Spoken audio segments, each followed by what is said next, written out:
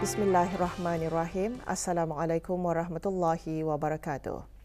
Mesyuarat pertama dari musim permesyuaratan ke-20 Majlis Mesyuarat Negara bersidang pada hari ke-13 kemarin dengan meluluskan peruntukan bagi Jabatan Perdana Menteri dan jabatan-jabatan di bawahnya berjumlah lebih RM566 juta.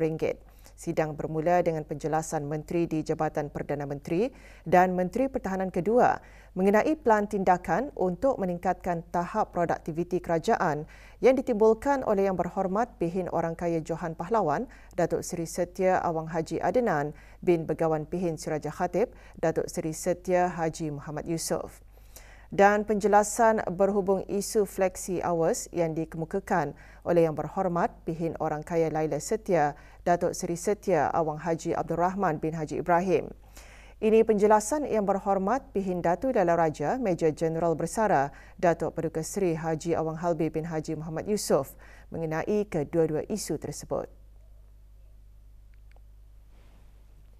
Developing framework for measuring productivity in public sector akan diselenggarakan oleh IPA di bawah Work Plan ASEAN 2021-2025 pada bulan November tahun ini untuk mengenal pasti faktor kritikal dalam mengukur produktiviti penjawat awam untuk membina dan mengekalkan perkhidmatan awam yang berprestasi tinggi.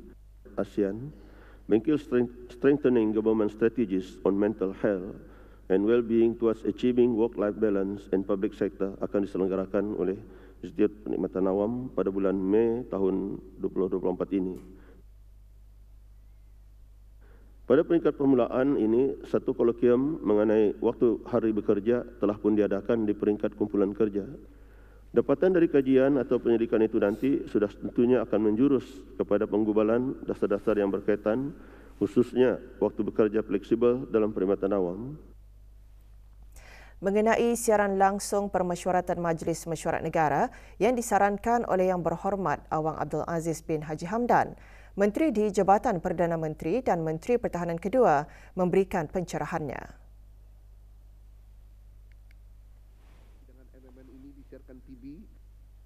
Adalah sudah memadai untuk mengetengahkan isu-isu penting yang menjadi perbahasan di Dewan Yang Mulia ini, terutama sekali yang mempunyai kepentingan dan impak yang signifikan pada orang ramai.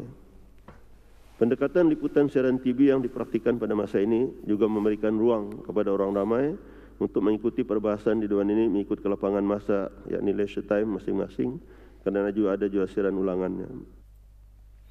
Isu yang juga mendapat perhatian Dewan, perancangan penggunaan sepenuhnya teknologi digital di jabatan-jabatan kerajaan yang dibangkitkan oleh Yang Berhormat Awang Haji Muhammad Daniel alias Tekpin bin Yaakob. Menuju wawasan 2000. Dalam mendukung usaha senegara berkaitan transformasi digital, melalui Institut Perkhidmatan Awam sebanyak 31% program atau kursus yang ditawarkan berupa inovasi dan ICT. Sebanyak 30 jenis kursus disediakan untuk diikuti oleh penjawat awam seperti basic IT, skill, basic programming, designing for presentation, termasuk penganalisaan data menggunakan analisis tools seperti SPSS, Stata dan visualization menggunakan Power Business Intelligence. Talian Kebajikan 141 disediakan untuk membantu isu-isu kebajikan dan sosial. Yang Berhormat Datuk Seri Setia Awang Haji Nazmi bin Haji Muhammad, Menteri Kebudayaan Belia dan Sukan, menjelaskan perkara tersebut bagi menjawab isu gangguan seksual yang disuarakan oleh Yang Berhormat Dayang Hajah Safia binti Haji Sheikh Abdul Salam.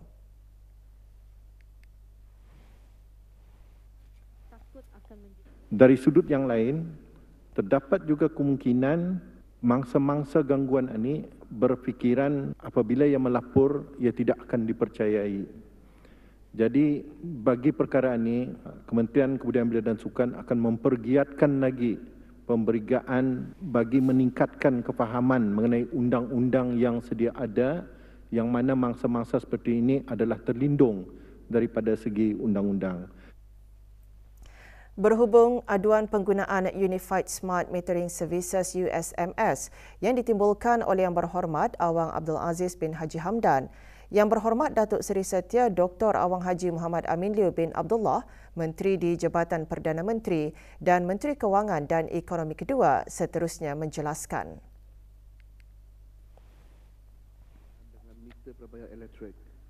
Pertama, aduan mengenai peningkatan bil elektrik telah dibangkitkan oleh pengguna yang didapati sebelum ini membuat pengubahsuaian meter secara haram ataupun kerosakan meter yang lama. Kedua, terdapat juga beberapa kes peningkatan bil elektrik yang disebabkan kerana pengguna lupa untuk membeli kredit bagi smart meter air. Yang ketiga, peningkatan penggunaan air juga boleh disebabkan oleh kebocoran air dari tangki area pengguna tersebut.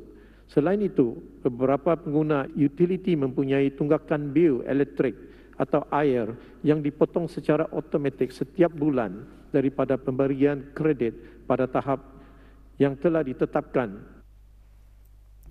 Turut menjadi perhatian Dewan, stigma yang menghalang mangsa penipuan dalam talian daripada membuat laporan.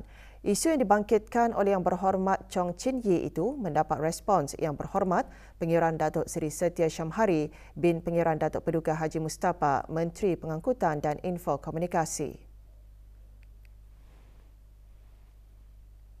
Hal ini amat berrisk.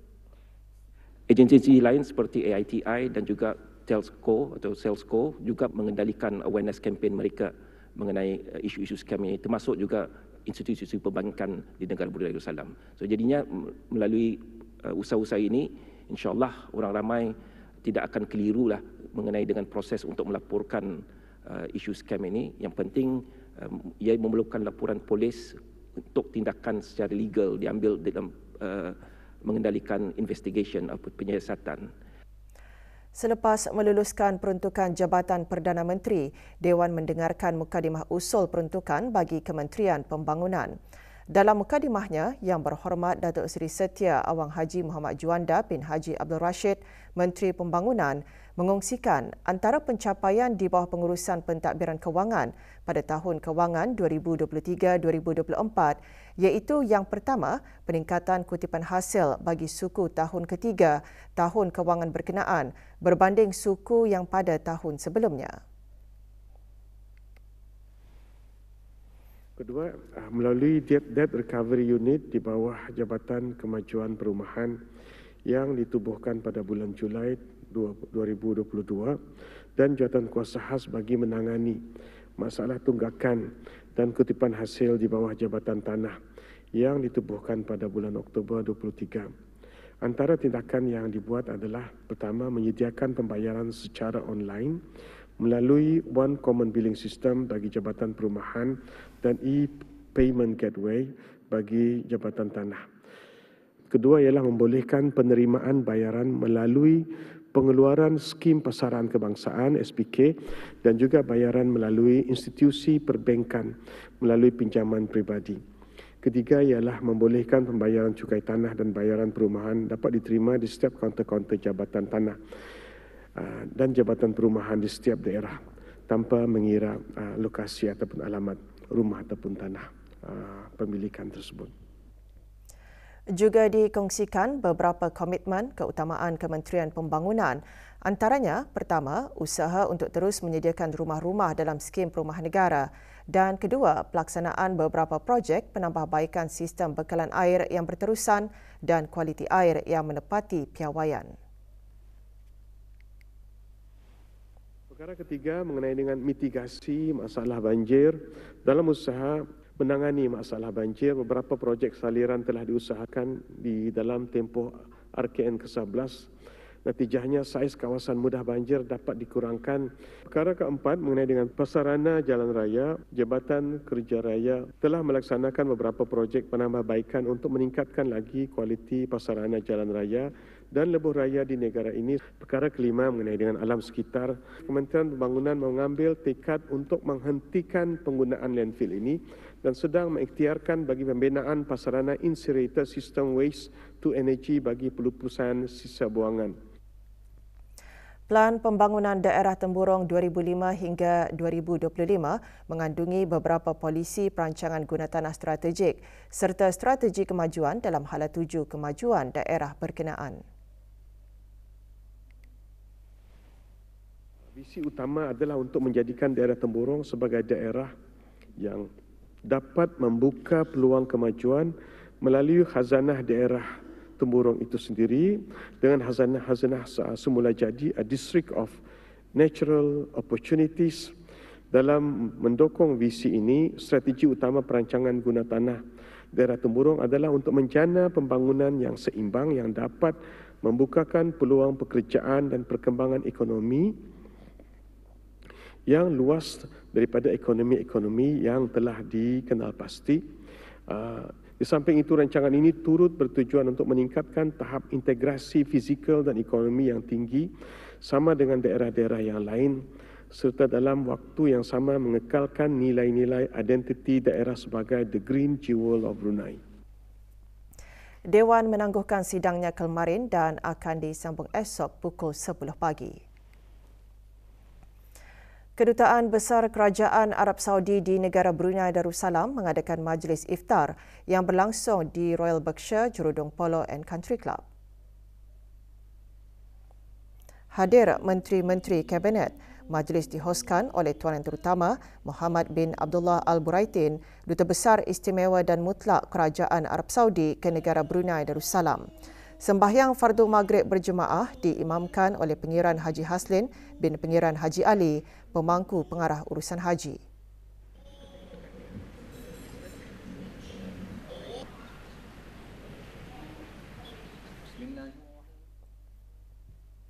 Rombongan Kementerian Pertahanan malam tadi meneruskan majlis bertadarus di Istana Nurul Iman.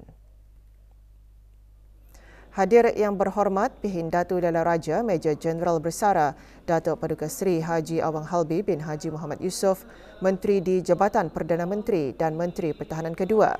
Juga hadir Major Jeneral Datuk Paduka Seri Haji Muhammad Hazaimi bin Bulhasan, Pemerintah Angkatan Bersenjata Diraja Brunei ABDB.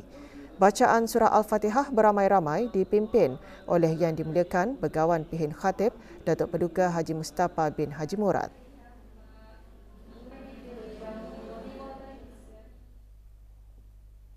Jabatan Perdana Menteri dan jabatan-jabatan di bawahnya petang kemarin membuka tirai majlis tadarus sempena bulan Ramadan. Majlis berlangsung di Masjid Hasanah Bolkiah, Pekan Tutong. Mengetuai rombongan Datuk Seri Paduka Awang Muhammad Reza bin Datuk Paduka Haji Muhammad Yunus, Timbalan Menteri Urus Takbir Perkhidmatan Awam di Jabatan Perdana Menteri. Majlis didahului dengan penyampaian sumbangan wakaf berupa barang keperluan masjid. Ia dikelolakan oleh Jabatan Mufti Kerajaan dengan Jawatan Kuasa Takmir Masjid Hasanah Bolkiah, Pekan Tutong.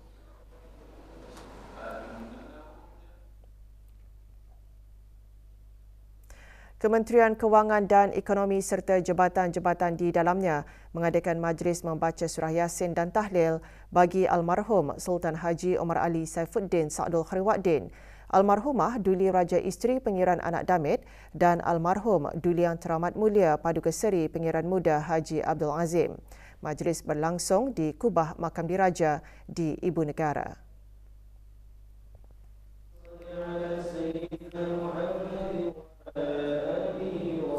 Hadir Datuk Seri Paduka Awang Haji Khairuddin bin Haji Abdul Hamid, Timbalan Menteri Kewangan dan Ekonomi. Diselenggarakan oleh bahagian hasil, majlis seumpamanya merupakan aktiviti tahunan bertujuan mengeratkan silaturahim antara para pegawai dan kaki tangan kementerian berkenaan.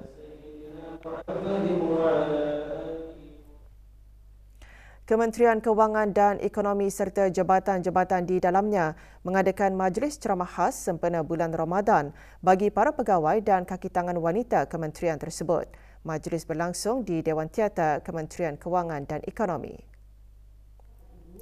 Hadir Pengiran Datin Seri Paduka Hajah Zeti Sufina binti Pengiran Datuk Paduka Haji Sani, Timbalan Menteri Kewangan dan Ekonomi Fiskal.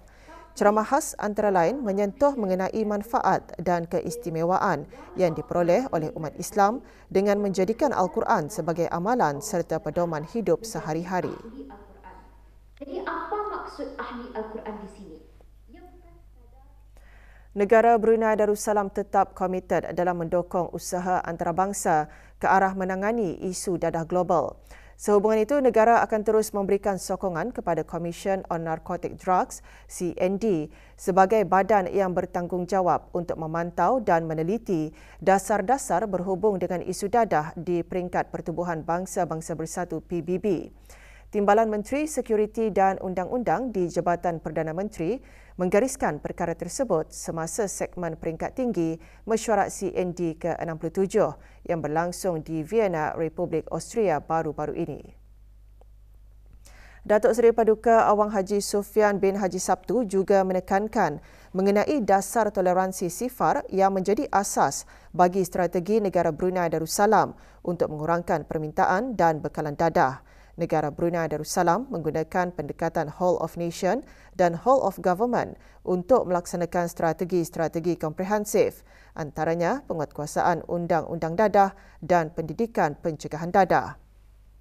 Segmen peringkat tinggi mesyuarat CND ke-67 dihadiri oleh menteri-menteri dan perwakilan dari 110 buah negara.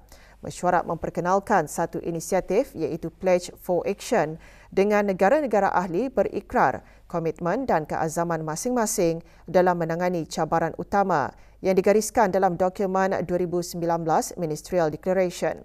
Dalam mendukung inisiatif tersebut, negara Brunei Darussalam berikrar untuk meningkatkan perkhidmatan rawatan dan pemulihan dengan menyediakan program yang berdasarkan kepada bukti serta penambahbaikan fasiliti menjelang 2026. Semasa mesyuarat ini, negara Brunei Darussalam juga buat julung kalinya mengadakan pameran yang mengetengahkan usaha negara dalam pendidikan pencegahan dan rawatan dan pemulihan penagih dadah. Bagi meningkatkan kesedaran mengenai situasi terkini saudara Islam di Palestin, Urustia Program Keagamaan Belia, Pusat Dakwah Islamiah dan Jabatan Hal Ehwal Masjid, Kementerian Hal Ehwal Ugama serta Belia Masjid Senegara menganjurkan program Brunei Peduli Palestin 3.0. Diadakan selama 2 hari, perasmian program berlangsung di Berakas.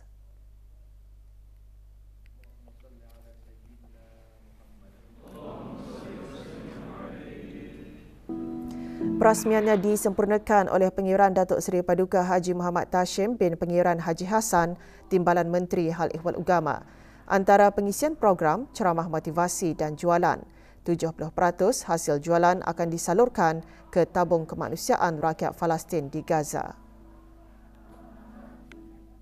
An activist of Gaza, all of their needs have been. Suruhanjaya Tinggi Malaysia di negara ini dengan kerjasama Jabatan Daerah Temburong menganjurkan majlis iftar dan santunan kasih bersama anak-anak yatim. Acara berlangsung di Dewan Belalong, Kompleks Dewan Kemasyarakatan Pekan Bangar.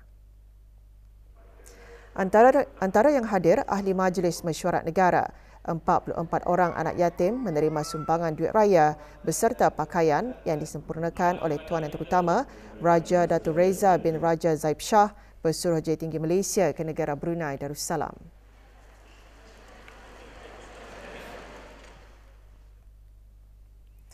Tiga varieti padi yang ditanam di kawasan kemajuan pertanian Lekion, daerah Temburong bagi tujuan kajian kesesuaian di negara Brunei Darussalam telah dituai. Ia merupakan kesinambungan kepada penanaman padi tahun lalu yang melibatkan kajian di kawasan tadahan hujan. Antara yang menyertai aktiviti penuaian padi, Tuan Yang Terutama Zhao Jianguo, Duta Besar Istimewa dan Mutlak Republik Rakyat China ke negara Brunei Darussalam. Kajian merupakan kerjasama antara negara Brunei Darussalam dan Republik Rakyat China dalam membangunkan industri padi di negara ini. $500 orang terdiri daripada anak-anak yatim, orang kurang upaya dan golongan istimewa menerima sumbangan. Acara dianjurkan oleh kumpulan syarikat YMRM dengan kerjasama Majlis Perundingan Kampung Jerudong A, Majlis Perundingan Kampung Jerudong B dan Persatuan Warisan Kedayan Jerudong Warisan. Majlis berlangsung di Dewan Kemasyarakatan Mukim Sengkurong. Penyampaian derma disempurnakan oleh Tuan Yang Terutama Alok Amitabh Dimri, Pesuruhjaya Tinggi India ke negara Brunei Darussalam. Majlis merupakan salah satu kegiatan korporat tahunan kumpulan syarikat YMRM bagi membantu persediaan menyambut Hari Raya Aidilfitri tahun ini.